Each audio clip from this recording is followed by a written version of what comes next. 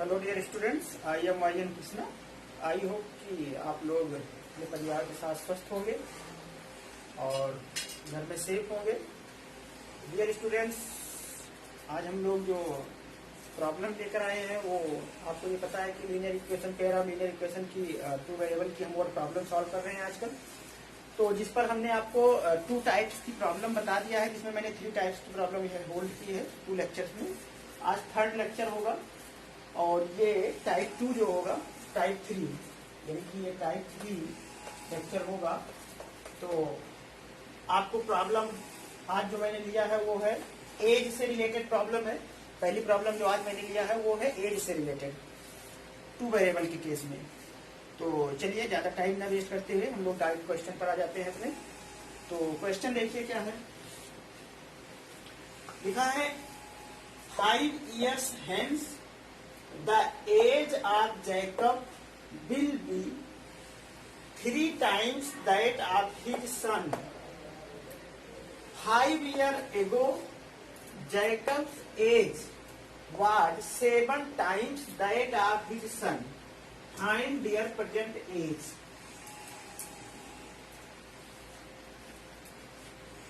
Question आप note कर लीजिएगा, आपकी बुक का ही क्वेश्चन है ये, बुक में ढूंढिएगा मिल जाएगा। अभी आप सिर्फ यहाँ ध्यान दीजिए, बुक में बाद में देखिएगा। क्वेश्चन देखिए, एक बार फिर से कह रहे हैं, एक्सप्लेन करते रहे हैं। लिखा है 5 year hence, यानी कि आज से 5 साल बाद। हेंस का मतलब होता है कि आगे, हेंस आगे। तो आज से यानी कि आज जो भी है प्रेजेंट, आज का मतलब क्या होता है प्रेजेंट। तो प्रेजेंट से 5 साल बाद the age of Jacob, Jacob एक कोई है, उसकी एज क्या होगी, will be 3 times that of his son. उसकी एज क्या हो जाएगी, अपने पुत्र की, सन मतलब अपने पुत्र की 3 times हो जाएगी। आज से 5 साल बाद जैकब की एज अपने पुत्र से क्या हो जाएगी, 3 times हो जाएगी, 3 times ज्यादा हो जाएगी। अब आगे क्या कह रहा है, पहला केस, यही पहला केस होगा। दूसरा केस भी क्या कह रहा है, 5 year ago, 5 year ago 5 साल पहले। अभी तो आगे की बात कर रहा था, अब 5 साल पहले की बात कर रहा है। 5 साल पहले, 5 year ago 5 साल पहले जैकब्स एज, जैकब की एज वाज 7 times थी, 7 टाइम किसकी, दैट ऑफ हिज सन, उसके पुत्र की एज की, उसके पुत्र की एज की 7 टाइम थी। कब, आज से 5 साल पहले की बात कर रहा है। तो कह रहा है कि फाइंड देयर प्रेजेंट एज, तो उसकी और उसके पुत्र की प्रेजेंट एज बताइए। तो चलिए कुछ बातें हैं, समझ लीजिए पहले। एज के क्वेश्चन में चाहे जो क्वेश्चन आएगा एज में, या तो 5 year बाद कहेगा, या तो 5 year मतलब ये तो एगो होगा या तो हेंस होगा। आप बीच में खड़े हैं, आप कहाँ हैं, ये प्रेजेंट में हैं आप, ठीक है ना। आप प्रेजेंट में हैं, हम कोई भी बात प्रेजेंट में लेकर के करेंगे और उससे आगे या पीछे बात करेगा। आप एगो कहेगा तो पीछे चले जाएंगे, एगो कहेगा क्या करेंगे, पीछे चले आएंगे। अगर हेंस कहेगा तो नीचे चले आएंगे, आगे बढ़ जाएंगे, ठीक है ना। या इसको इधर आप एगो इधर कर दीजिए, एगो नीचे है ऊपर जाएंगे तो हेंस कर देंगे। तो अगर प्रेजेंट से 5 साल माइनस कर रहे हो तो पीछे आओगे तो 5 साल माइनस हो जाओगे। प्रेजेंट से 5 साल बाद कह रहे हो तो प्लस 5 साल हो जाओगे, ठीक है। इस बात को समझिए। आज अगर आपकी एज, मान लो हम अपना कह रहे हैं, अगर मेरी एज आज जो है मान लो 30 year है, ठीक है। तो आज से 5 साल बाद यानी कि 5 year hence, 5 year hence कितना हो जाएगा 35, और 5 year बिफोर कितना रहा होगा 25, ठीक है। तो ऐसे ही अगर आप कोई वेरिएबल लेट करते हो, मान लो यहाँ मेरी एज क्या होती है x year, तो आज से 5 साल बाद मेरी एज कितनी हो जाएगी x + 5, इसमें 5 ऐड करोगे ना, और आज से 5 साल पहले कितनी हो जाएगी -5, तो x - 5 year, ठीक है। तो ये छोटी मतलब एक जनरल बात है कि किसी एज में अगर आप जितना कम या ज्यादा हो रहे हो, पहले तो उतना उसको कर दो, उसके बाद कंडीशन लगाओ, ठीक है। तो चलिए हम अपने क्वेश्चन पर आते हैं और देखते हैं क्या है। तो हमारे पास 2 लोग हैं, एक जैकब है और उनके सन है, यानी कि पिता और पुत्र है। अब पिता ही पुत्र होंगे, ऐसे तो कोई होगा नहीं। तो क्योंकि सन बोल रहा है, अब सन हो कोई भी हो, हमें अपनी प्रॉब्लम से मतलब है, पुत्र है कि क्या है उससे नहीं मतलब है। तो चलिए देखिए, हम यहाँ क्या कर लेते हैं, लेट कर लेते हैं। तो आप लेट कर लीजिए, सोल्यूशन देखिए, let be the percentage is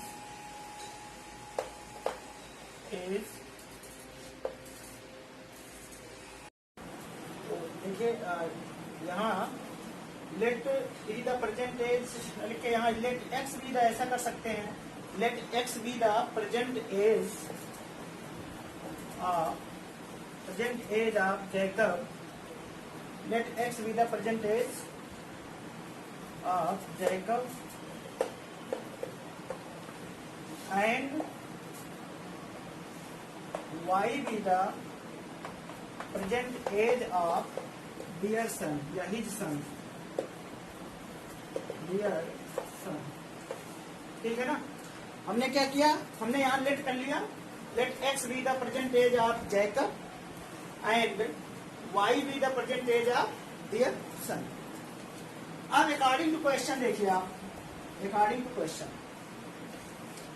according to question में केस फर्स्ट है कि 5 year hence, 5 year hence Jacob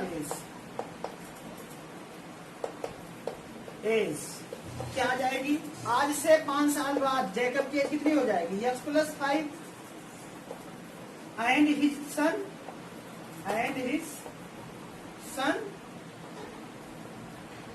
as and इस सन से y + 5 हो जाएगी कि नहीं हो जाएगी, एंड इस सन से y + 5 हो जाएगी। अब देयरफॉर आपको 5 साल पहले, 5 साल बाद की एज पता चल गई दोनों की। अब क्या कह रहा था, 5 year hence the age of Jacob will be there 3 times that his son age। अब ये क्या हो रहा है, ये एज इसकी 3 टाइम्स है, तो this means x + 5 = 3 time y + 5 ये हुआ।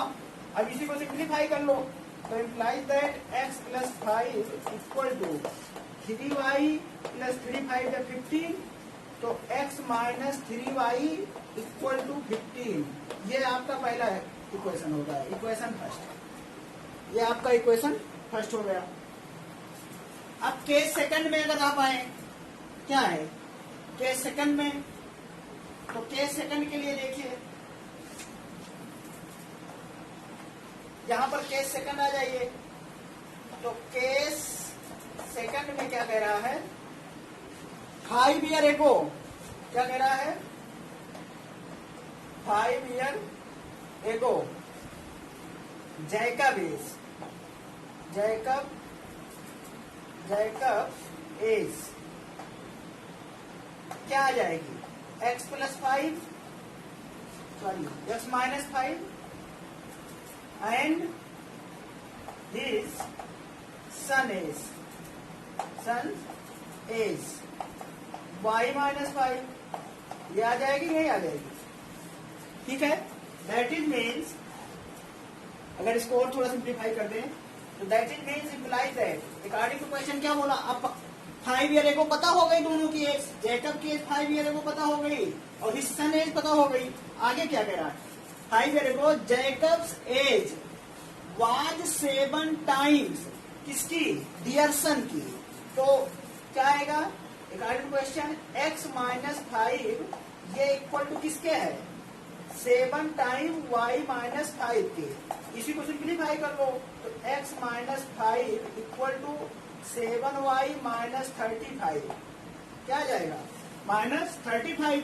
इसको सिंप्लीफाई कर दोगे तो आपके पास इक्वेशन आ जाएगा कितना, या सीधा यहां से x की वैल्यू ही निकाल दो, सब्स्टिट्यूशन लगा देना, तो x = क्या आ जाएगा,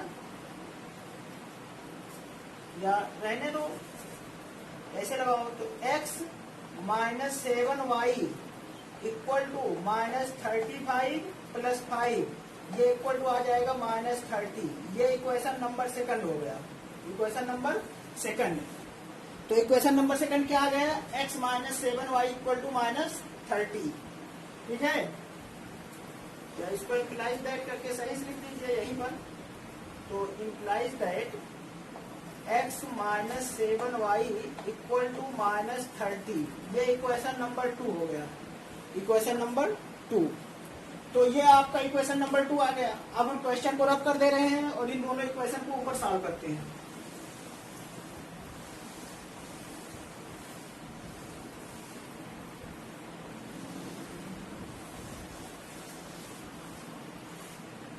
तो solving equation first and second.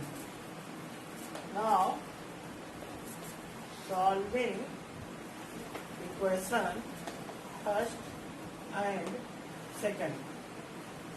तो लिखिए यहाँ पर डायरेक्ट। अब पहले तो दोनों इक्वेशन देख लो। आप ये सोचो कि तीनों मेथड में कौन सा इजी पड़ेगा। तो हमें तो लग रहा है इसको अगर हम इसमें एलिमिनेशन लगा दे तो आसानी से सॉल्व हो जाएगा। जैसे देखो x minus 3y equal to 15 लिखा है, ये इक्वेशन फर्स्ट है। और लिखा है x minus 7y equal to minus 30, ये इक्वेशन नंबर सेकंड है। अब इसमें अगर एलिमिनेशन लगा दिया जाए, इसमें क्या लगा दिया जाए, एलिमिनेशन लगा दिया जाए, तो हमें लगता है कि आसानी से सॉल्व हो जाएगा। 15 आएगा कि कितना आएगा, सॉरी यहाँ माइनस होगा, यहाँ 10 आएगा। ये चीज यहाँ ध्यान दो, यहाँ गलत हुआ है। x plus 5 equal to 3y plus 5 बना था, तो x plus 5 equal to 3y plus 5, यानी कि 3 से मल्टीप्लाई करो 15।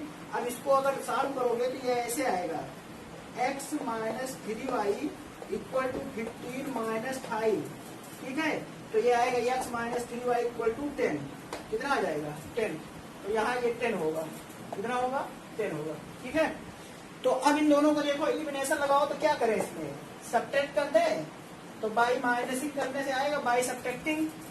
यहाँ क्या करते हैं, बाई सब्ट्रैक्टिंग या बाई निगेटिव कर दो, बाई सब्ट्रैक्टिंग कर दो। तो यहाँ से माइनस करो, यहाँ माइनस है तो प्लस करो, यहाँ माइनस है तो प्लस करो, ये कैंसिल हो गया। Elimination method. जहां से आएगा 7 से 3 जाएगा, कितना आएगा, 4y इक्वल टू आएगा 20 तरह 40। तो y इक्वल टू क्या आ जाएगा, 40/4 10। तो y इक्वल टू आ जाएगा 10।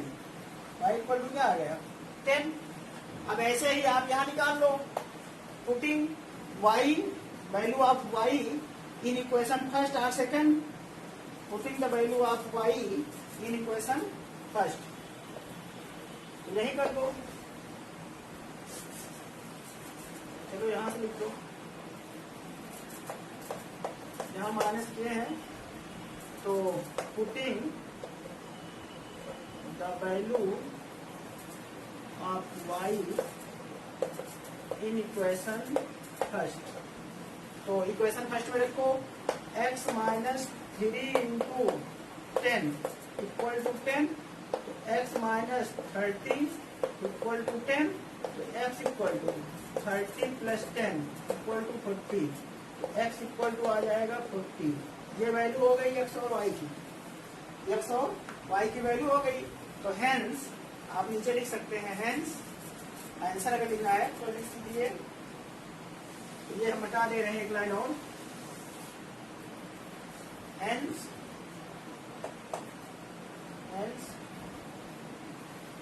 present age of Jacob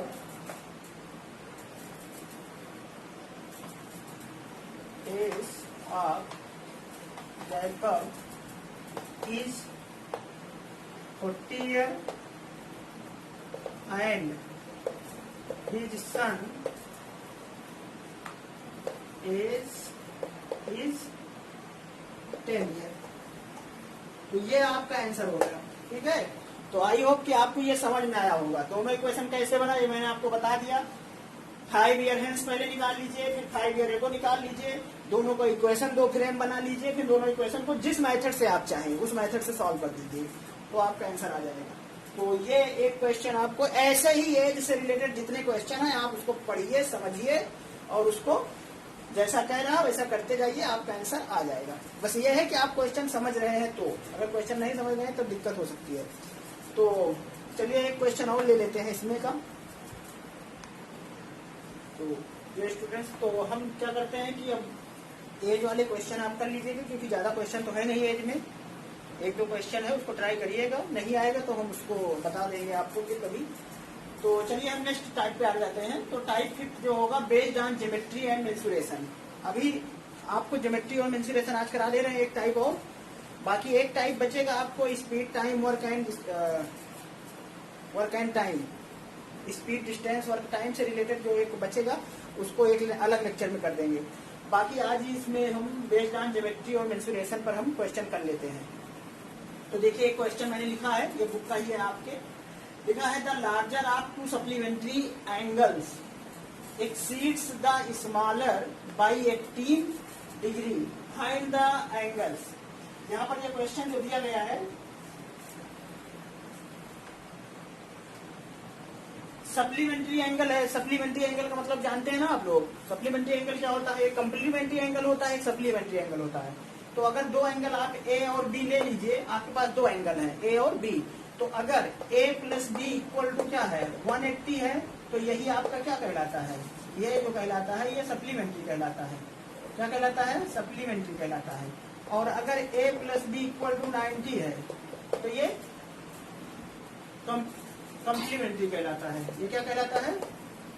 complementary.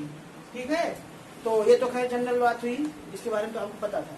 तो अब इसी कंसेप्ट पर हमारा जो यहाँ सप्लीमेंट्री है, तो इसी कंसेप्ट पर है। तो देखिए, चलिए बात कर लेते हैं। अब अपने क्वेश्चन पर आ जाइए। तो मान लो फाइंड द एंगल्स, तो लेट कर लो, let the required angle be. Solution देखिए, पहले तो लेट कर लो, लेट द, यहाँ कुछ कहा है स्मॉलर और ग्रेटर का है, क्या बोला है? The larger of two supplementary. तो लेट कर लो, let the larger angle be x and smaller angle be y. ये मान लो x डिग्री और y डिग्री मान लो, x डिग्री और y डिग्री। ठीक है, तो चलिए अकॉर्डिंग टू क्वेश्चन आ जाइए। अकॉर्डिंग टू क्वेश्चन में अगर देखो, अकॉर्डिंग टू क्वेश्चन, तो सबसे पहले तो सप्लीमेंट्री एंगल है, तो केस फर्स्ट में क्या आ जाएगा कि x plus Y equal to 180। ये तो गिवन है ना, ये क्या है? Both are supplementary. ठीक है, और दूसरे केस में, केस सेकंड में क्या कह रहा है?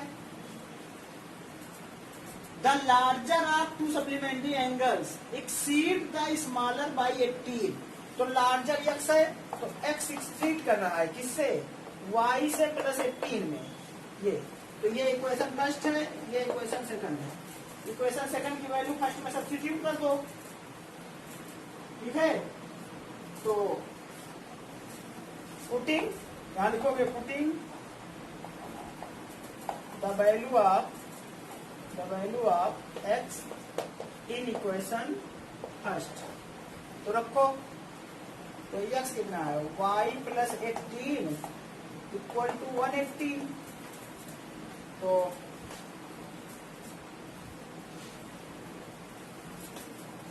यही तो आएगा।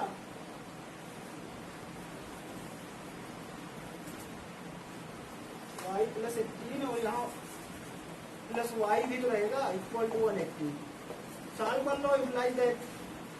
तो y 2y equal to 180 minus 80 कितना आ जाएगा? 2y इक्वल टू आ जाएगा, इसमें से माइनस करो 72, तो y इक्वल टू 72/2, 2 3 या 6, 2 6 या 12, तो y equal to 36, y equal to 36।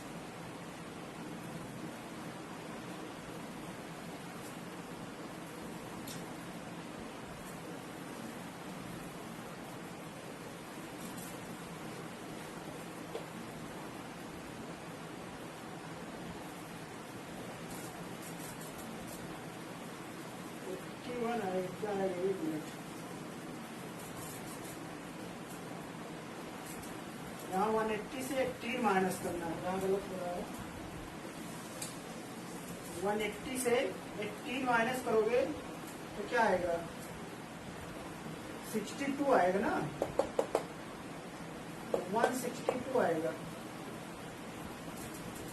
8 2 7 7 बन जाएगा 6, हाँ 162 आएगा। तो 162/2, तो ये आ जाएगा 2 1 जा 2 2 8 जा 16, 81। क्या आ गया? 81। ये आपका y इक्वल टू 18 आ गया। तो from equation second, second equation क्या है? तो x इक्वल टू आ जाएगा 81 प्लस 18, तो 8 1 9 और 8 1 9, 99 डिग्री। x इक्वल टू आ जाएगा 99 डिग्री, तो ये 81 डिग्री। ठीक है, तो ये दोनों हैंस रिक्वायर्ड एंगल क्या हो जाएगा? ये को रिक्वायर्ड एंगल जो होगा, ऊपर लिख दीजिए आंसर। therefore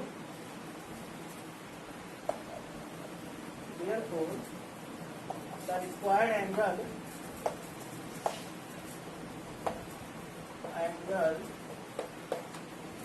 are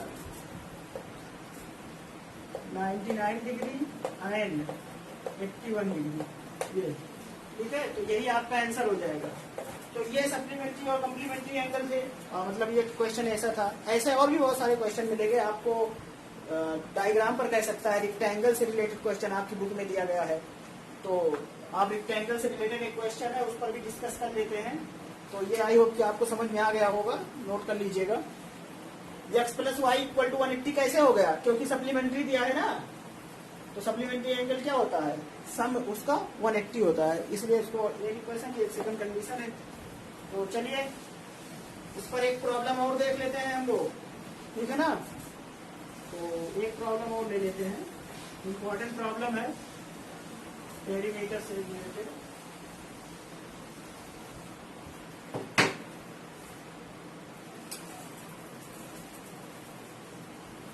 तो आपके एनसीईआरटी बुक में एक तो 3.5 में लास्ट क्वेश्चन दिया है, 3.5 का एक्सरसाइज 3.5 का फोर्थ का लास्ट ये है, और एक क्वेश्चन और है आपका, ये है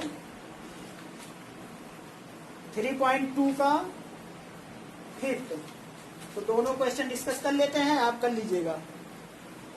3.2 का एक्सरसाइज 3.2 का क्वेश्चन नंबर फिफ्थ है, हम पढ़ रहे हैं और उससे आपको समझा दे रहे हैं, करेंगे नहीं, आप इसको देख लीजिए। 3.2 का एक्सरसाइज एनसीईआरटी बुक है सबके पास, एनसीईआरटी बुक में 3.2 एक्सरसाइज 3.2 का क्वेश्चन नंबर फिफ्थ मैं पढ़ दे रहा हूं, ध्यान से सुन लीजिए।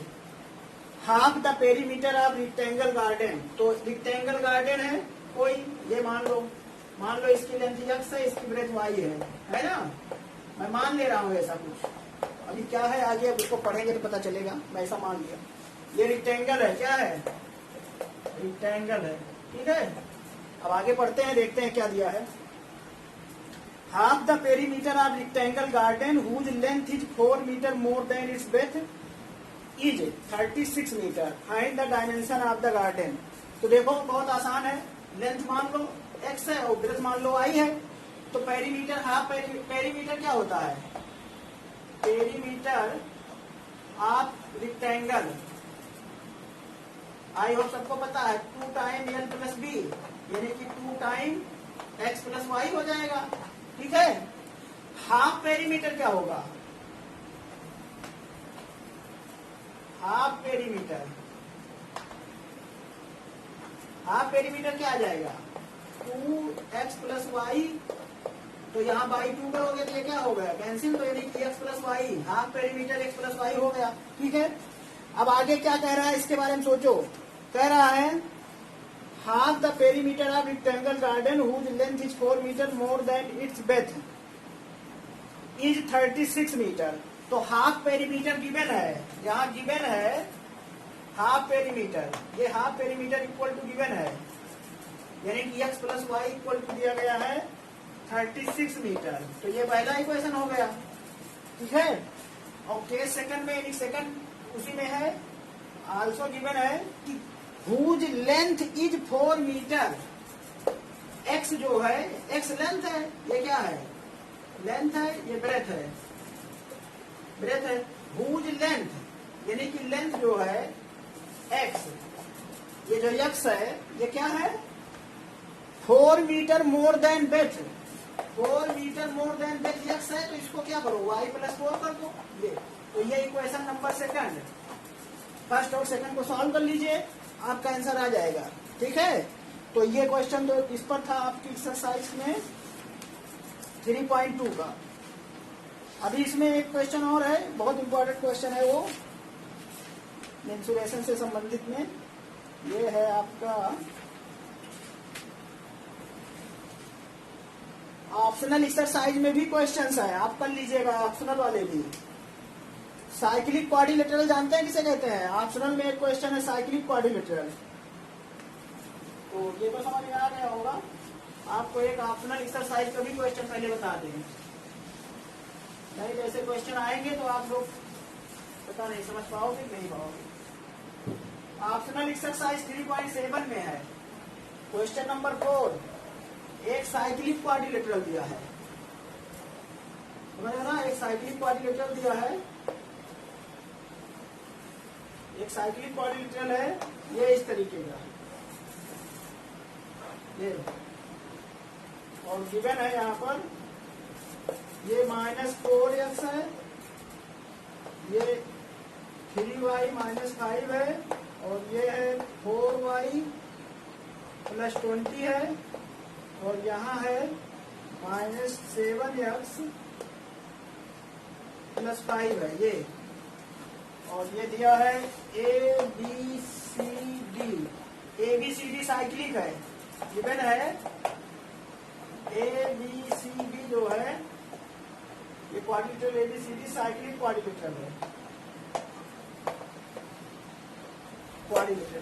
अब आपको साइक्लिक क्वाड्रिलेटरल के बारे में पता हो, साइक्लिक क्वाड्रिलेटरल के अपोजिट एंगल का सम 180 डिग्री होता है, और ये चारों वर्टेक्स जो होता है ये सर्किल पर होता है, यही कंडीशन है। साइक्लिक क्वाड्रिलेटरल की कंडीशन क्या है कि all vertex are line on circle circumference of circle and opposite angle sum equal to 180 degree. तो यहाँ से अकॉर्डिंग टू कंडीशन जो है साइक्लिक क्वाड्रिलेटरल, आप जानते हैं कि a + c = 180, ये पहला इक्वेशन बन जाएगा, और b + d = 180 ये दूसरा इक्वेशन बन जाएगा। दोनों सॉल्व कर लीजिएगा, आपका आ जाएगा। कहाँ से बनेगा? यहीं पर b और d की वैल्यू यहाँ से रख दो, दिया है a और c की वैल्यू रख दो, यहाँ से आ जाएगा। ठीक है, तो ये कर लीजिएगा, क्योंकि करना आपको है, नहीं कर पाइएगा तो बताइएगा, बताएंगे फिर।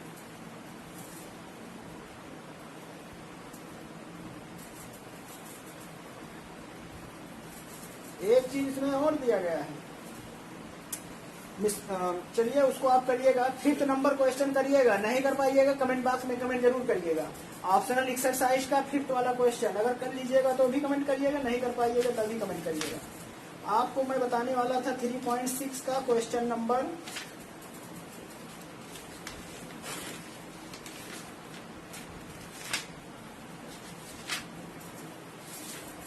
ये 3.5 का क्वेश्चन नंबर 4th का 5th पार्ट बता दे रहे हैं, करिएगा। एनसीईआरटी बुक खरीद लीजिए, बिना उसके काम नहीं चलेगा, क्योंकि अब इतने बड़े बड़े क्वेश्चन वर्ड प्रॉब्लम हम लिखेंगे तब तो लिखने में ही टाइम चला जाएगा। तो देखिए एक्सरसाइज 3.5, एक्सरसाइज 3.5 का क्वेश्चन नंबर 4 का ये है 5th पार्ट। ठीक है, क्वेश्चन पढ़ रहे हैं एक बार, और पढ़ते समय हम डायग्राम बना के समझा दे रहे हैं, बाकी करना आपको है। लिखा है द एरिया ऑफ रेक्टेंगल, यहाँ भी रेक्टेंगल आ गया वर्ड, जैसे ही रेक्टेंगल वर्ड आया हम बना दे रहे हैं रेक्टेंगल। एक्स इसको मान लेते हैं, वाई इसको मान लेते हैं। ठीक है, ये ठीक, ये लेंथ है, ये ब्रेथ है, ठीक है, ये लेट कर दिए। अच्छा, ये लेंथ ब्रेथ है तो एरिया क्या आएगी? चलो एरिया क्या आ जाएगी? X y. चलो लेंथ इंटू ब्रेथ होती है ना एरिया, तो एक्स वाई हो गई। चलिए यहाँ तक हम कर लिए हैं, अभी देखते हैं क्या है क्वेश्चन में, आगे बढ़े तो पता चलेगा। The area of rectangle gets reduced by 9 square unit if its length is reduced by 5 units and breadth is increased by 3 units. आगे बढ़ देते हैं, देख लेते हैं क्या है. If we increase the length by 3 units and the breadth by 2 units, the area increased by 67 square units. Find the dimension of the rectangle. तो रेक्टेंगल की डायमेंशन का मतलब लेंथ और ब्रेथ. डायमेंशन क्या है? लेंथ और ब्रेथ. हमने मान लिया कि द डायमेंशन ऑफ रेक्टेंगल भी एक्स एंड वाई. ठीक है. अब केस फर्स्ट क्या है? इक्वेशन बना ले रहे हैं, समझ जाइएगा. डायमेंशन क्या है? डायमेंशन जो है वो एक्स एंड वाई है. लेंथ ब्रेथ है एक्स वाई. तो केस फर्स्ट क्या कहना है? देखो, केस फर्स्ट जैसा कहना वैसा कर दीजिए.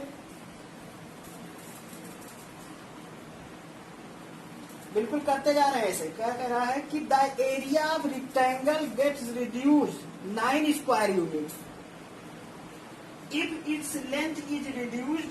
देखो, पहले एरिया क्या है? एक्स वाई एरिया थी. ठीक है. ये क्या हो रही है? कम हो रही है. कितना? 9 स्क्वायर यूनिट. कितना कम हो रही है? 9 स्क्वायर यूनिट. कब? If its length is reduced by 5 unit. Length x है, एक्स में से 5 घटा दो. And breadth is increase by 3 unit. तो y प्लस 3 कर दो. अब ये तो ओरिजिनल है, ये क्या है? ओरिजिनल एरिया है, ये रिड्यूज एरिया है. इन दोनों का डिफरेंस कितना है? 9. Simplify now that. ये इसको सॉल्व कर लेना है, इक्वेशन फर्स्ट बन जाएगा. ठीक है. इसको सॉल्व कर लेना, इक्वेशन फर्स्ट बन जाएगा. बात समझो. कह रहा है कि the area of rectangle gate reduced. ये एरिया जो है एक्स वाई, ये कम हो जाती है. कब? जब लेंथ से 5 यूनिट कम कर दें और ब्रेथ को 3 यूनिट बढ़ा दें, तब ये एरिया का डिफरेंस कितना आ जाएगा? 9. तो इन दोनों का डिफरेंस कितना आएगा? 9. आगे कह रहा है कि if we increase the length by 3 units and the breadth by 2 units. अगला जो कह रहा है कि आपका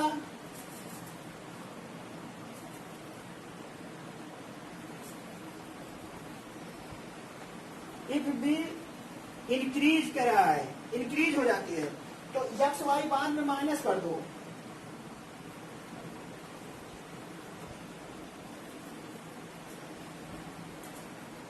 तो अगला कह रहा है कि if be increase the length by 3 units. Length by 3 units increase कर रहे हो 3 यूनिट्स लेंथ में. एंड ब्रेथ बाई 2 यूनिट, वो भी इंक्रीज कर रहे हैं. वाई को क्या कर रहे हैं? ये भी इंक्रीज कर रहे हैं 2 यूनिट. अब क्या कह रहा है? The area increase by 67 square unit. तो एरिया 67 स्क्वायर यूनिट इंक्रीज हो जाती है. यानी कि डिफरेंस ले लो. क्या कर दो? डिफरेंस ले लो. तो एक्स वाई इक्वल टू क्या आ रहा है? 67. ये इक्वेशन नंबर 2 कर दो और इन दोनों इक्वेशन को सिंप्लीफाई कर दो. इन दोनों इक्वेशन को सिंप्लीफाई कर दो.